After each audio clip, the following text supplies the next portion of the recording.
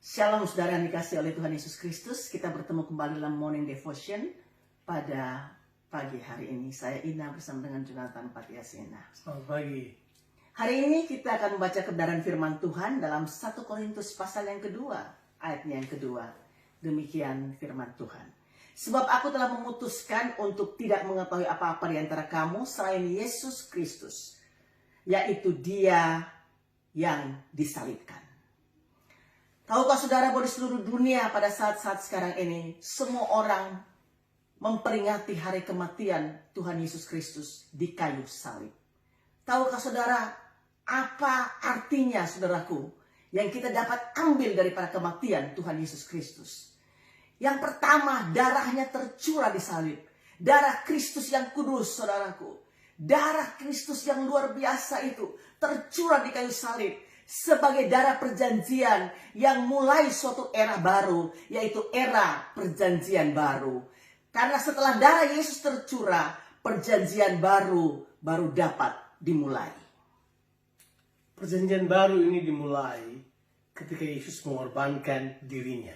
Sejak hari itu, kita tidak lagi harus mengikuti perjanjian lama. Semua yang ada di perjanjian lama selesai. Perjanjian baru dimulai.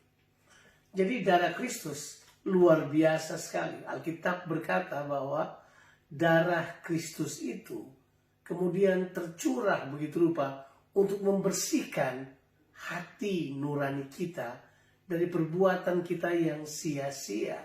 Jadi apa saja, dia tidak cuma mencikan di luar kita, tapi di dalam kita mempengaruhi perbuatan-perbuatan kita. Kita tidak perlu lagi takluk pada perbuatan yang sia-sia karena pengorbanan Kristus, karena darahnya yang sudah tercurah di kayu salib. Ibrani pasal yang ke-9 ayat 22b mengatakan, tanpa penumpahan darah tidak ada pengampunan. Yang kedua, saudara-saudara, apa yang terjadi di salib? Yang pertama adalah di salib darah Kristus tercurah. Tadi kita sudah sebutkan pada saudara, darah yang tercurah ini powerful. Yang kedua adalah di salib terjadi pergantian yang luar biasa. Ada exchange besar-besaran yang terjadi di salib. Yang terjadi adalah ini, menurut kitab Galatia ditulis seperti ini, bahwa Yesus ini menjadi kutuk supaya kita menerima berkat.